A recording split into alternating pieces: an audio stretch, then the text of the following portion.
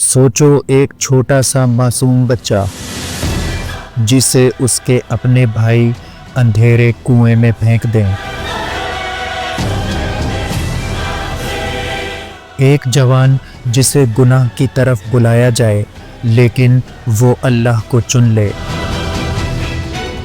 ایک بے گناہ جو سالوں تک قید میں رہے، اور پھر وہی شخص مصر کے تخت پر بیٹھ کر انصاف کا نظام چلائے۔ یہ کہانی صرف ایک انسان کی نہیں، یہ کہانی ہے صبر کی، حیا کی، توکل کی اور اللہ کی پرفیکٹ پلاننگ کی۔ یہ ہے حضرت یوسف علیہ السلام کا واقعہ۔ حضرت یوسف علیہ السلام اللہ کے نبی حضرت یعقوب علیہ السلام کے لاڈلے بیٹے تھے۔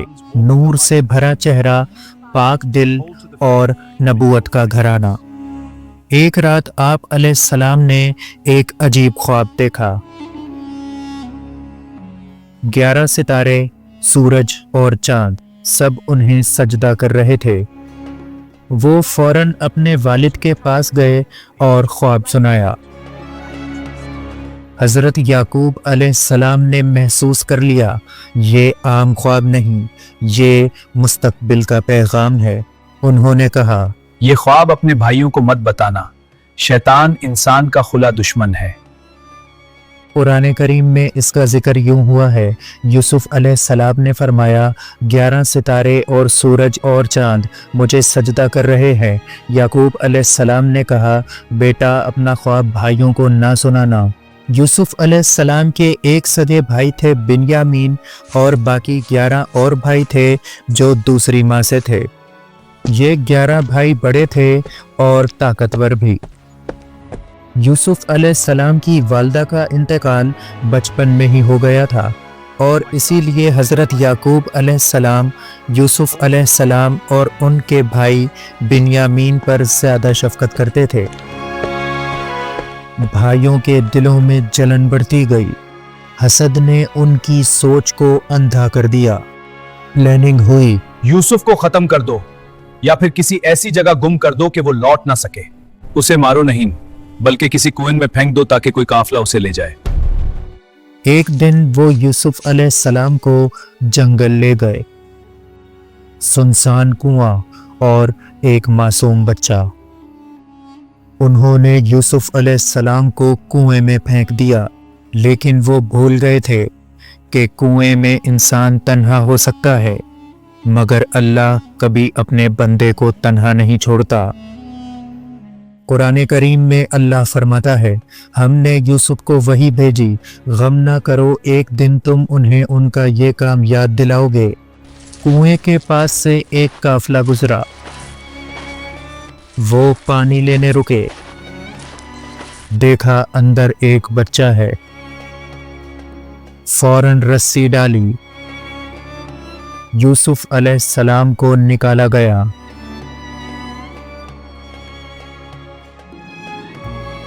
وہ قافلہ انہیں اپنے ساتھ مصر لے گیا، اور پھر وہاں انہیں عزیز مصر کو بیچ دیا گیا۔ اس کے اچھے سے دیکھ بھال کرنا، شاید ہم اسے اپنا بیٹا بنا لیں۔ لیکن اللہ کی پلاننگ دیکھیے، غلام بن کر محل میں داخل ہوئے اور وہی محل مستقبل کا تخت بن گیا۔ سال گزرے، یوسف علیہ السلام جوانی کو پہنچے، ایک حسین نوجوان۔ پھر ایک دن تنہائی، بند دروازے، عزیز کی بیوی نے گناہ کی دعوت دی۔ یوسف علیہ السلام نے کہا، میں اللہ کی پناہ مانگتا ہوں، اس نے مجھے عزت دی ہے۔ یہ صرف انکار نہیں تھا، یہ اللہ کے ساتھ وفاداری کا اعلان تھا۔ یوسف علیہ السلام دروازے کی طرف دوڑے، عزیز کی بیوی نے قمیص کھینچی، قمیص پیچھے سے پھٹ گئی۔ دروازہ کھلا، سامنے عزیز مصر۔ بیوی نے فوراً الزام یوسف علیہ السلام پر لگا دیا۔ گواہ بولے، اگر قمیض آگے سے پھٹی ہوتی تو یوسف قصوروار ہوتا، لیکن قمیض پیچھے سے پھٹی ہے، مطلب یہ عورت جھوٹی ہے۔ कुरान करीम में अल्लाह फरमाता है, उस औरत ने फुसलाने की कोशिश की। यूसुफ ने कहा, मैं अल्लाह की पनाह मांगता हूँ। बात शहर में फैल गई। औरतें मजाक उड़ाने लगी। अजीज की बीवी ने एक दावत रखी। यूसुफ अलैहिस्सलाम को बुलाया गया। औरतों ने हुस्न देखा, ऐसा हुस्न कि अपने हाथ काट लिए। बेगुनाही के बावजूद यूसुफ अलैहिस्सलाम को कैद हो गई। कैद में आप अलैहिस्सलाम के साथ 2 और कैदी भी थे। उन्होंने अपने ख्वाब आप अलैहिस्सलाम को बताए। मैंने ख्वाब देखा कि मैं शराब निचोड़ रहा हूँ और मैंने देखा कि मैंने सर पर रोटियां उठा रखी और परिंदे उन्हें खा रहे हैं। यूसुफ अलैहिस्सलाम ने ताबीर बताई। तुम में से एक आजाद होगा और बादशाह को शराब पिलाएगा और दूसरे को सूली दी जाएगी। और फिर वही हुआ, एक रिहा हो गया और दूसरे को सजा हो गई। वक्त गुजरता गया और फिर एक रात बादशाह ने ख्वाब देखा। 7 दुबली गायें 7 मोटी गायों को खा रही हैं। दरबार लगा, सब मशवरा करने लगे। वो जो कैदी था उसे याद आया। उसने बादशाह से कहा, मैं एक शख्स को जानता हूं जो इस ख्वाब की ताबीर बता सकता है। यूसुफ अलैहिस्सलाम से ताबीर पूछी गई। आने वाले 7 साल खुशहाली के होंगे और उनके बाद अगले 7 साल कहत साली होगी। और फिर कैद का दरवाजा खुला। बादशाह ने दरबार में बुलाया। आज से तुम हमारे खास हो। यूसुफ अलैहिस्सलाम ने खजाने का निजाम संभाल लिया। कुरान करीम में आता है, यूसुफ अलैहिस्सलाम ने कहा, मुझे ज़मीन के ख़जानों पर मुकर्रर कर दें। और फिर कहत आया, ज़मीन सूख गई, अनाज ख़त्म। यूसुफ अलैहिस्सलाम की जहानत से मिस्र में खूब गल्ला जमा था।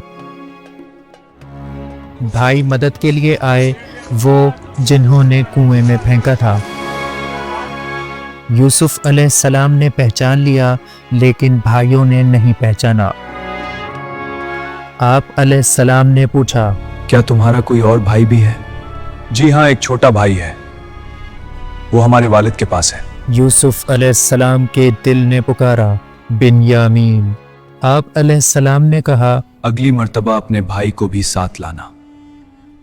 भाइयों को अनाज दिया गया। यूसुफ अलैहिस्सलाम ने उनके पैसे उनके अनाज में छुपा कर लौटा दिए। वो घर पहुंचे और हजरत याकूब अलैहिस्सलाम को सारी बात बताई। वो दोबारा अनाज के लिए निकले।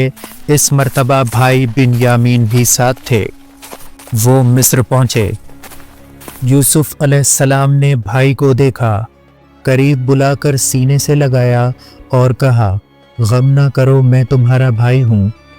गल्ला तैयार हुआ, एक तदबीर की गई। शाही पैमाना बिन्यामीन के सामान में रखवा दिया गया। काफिले को रोका गया। तलाशी हुई, पैमाना निकल आया। भाइयों ने दरख्वास्त की, हम में से किसी को रोक ले। लेकिन हुक्म हुआ, बिन्यामीन को रोक लिया गया और साथ सबसे बड़ा भाई भी रुक गया। बाकी के भाई मायूस होकर घर लौट गए।